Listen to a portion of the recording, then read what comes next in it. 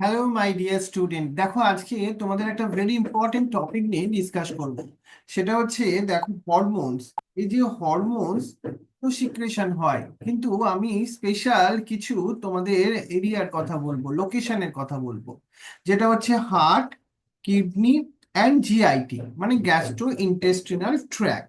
এখান থেকে কি হরমোনগুলো সিক্রেশন হয় সেটা আমি তোমাদের এখন বোঝাবো।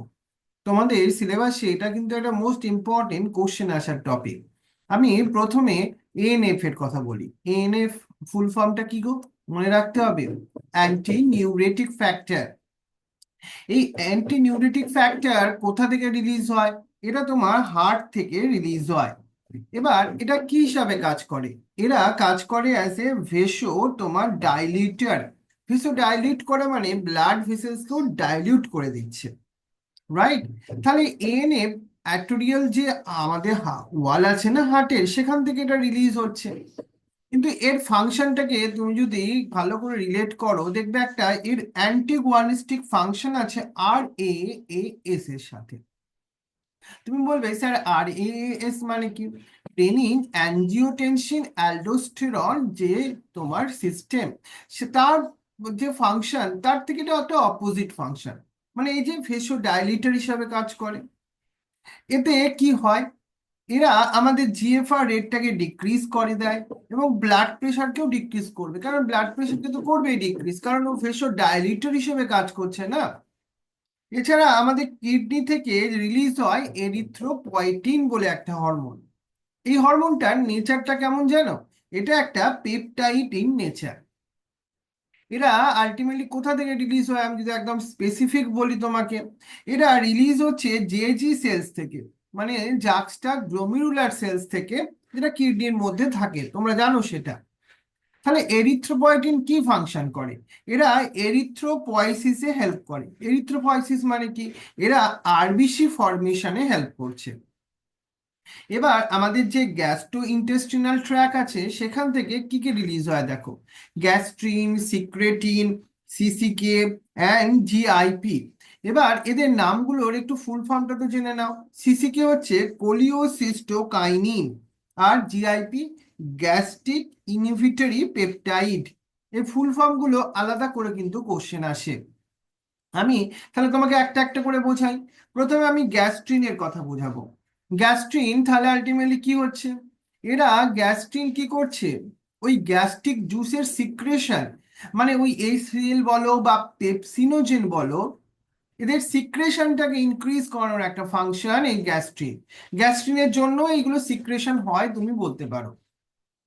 তাহলে সিক্রেটিনের কথা আসি। সিক্রেটিন এরা মেনলি তোমার আমাদের প্যানক্রিয়াসের মধ্যে যে এক্সোক্রাইন পার্টটা আছে না, তার উপর এরা অ্যাক্ট করে। করে কি করে? প্যানক্রিয়াস থেকে ওয়াটার এবং HCO3- আয়ন যে সিক্রেশন হবে সেটাকে রেগুলেট করে। তুমি এইভাবে একটা একটা করে ফাংশনই তোমার খাতায় লিখবে। এবার দেখো সিসিকে, আমি আগেও বলেছি কোলিওসিস্টোকাইনিন, এর ফুল ফর্মটা তো ভেরি ইম্পর্টেন্ট।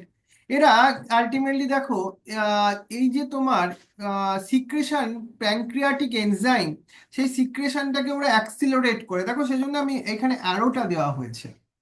এছাড়া গল ব্লাডারের মধ্যে তো বাইল জুসটা স্টোর থাকে, সেটার সিক্রেশনও হেল্প করে এই সিসিকে। মানে বুঝতে পারছো, সিসি কে কারোর যদি সিক্রেট না হয়, তার গল ব্লাডার ঠিক আছে, লিভার ঠিক আছে, তাও তার সাফিসিয়েন্ট অ্যামাউন্ট অফ তোমার বাইল কিন্তু তোমার ডাইজেস্টিভ সিস্টেমে আসবে না, ফাংশন করবে না। আর একটা আছে জিআইপি, ফুল ফর্ম তো আগেই বললাম, গ্যাস্ট্রিক ইনহিবিটরি পেপটাইড। নাম থেকে কি বুঝতে পারছো? এদের মধ্যে একটা ইনহিবিশন ফাংশন আছে। কি ইনহিবিশন? এরা গ্যাস্ট্রিক সিক্রেশন বা এইচসিএল এর সিক্রেশনটাকে ইনহিবিট করতে হেল্প করে। বা গ্যাস্ট্রিক মোটালিটি, মানে ডিফারেন্ট সাবস্টেন্স গুলো আমাদের এলিমেন্টারি ক্যানেলের মধ্যে দিয়ে যে ট্রান্সপোর্ট হওয়া, সেইটাকেও এরা কাজ করে এদের উপর, ইনহিবিট করায়, কিন্তু ইনহিবিটরি হরমোনস এর মধ্যে এটা আসছে।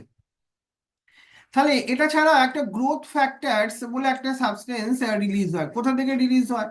আমাদের কিছু নন এন্ডোক্রাইন টিস্যু আছে, মানে এন্ডোক্রাইন টিস্যু নয়, নন এন্ডোক্রাইন টিস্যু থেকে এরা আমাদের গ্রোথ, রিপেয়ারিং, রিজেনারেশন, টিস্যু লেভেলে বলতে পারো। আরো একটা স্পেসিফিক এই হরমোনগুলো ফাংশন করে টিস্যু লেভেলে, রিজেনারেশন বা রিপেয়ারিং বা গ্রোথ হরমোনের কথা।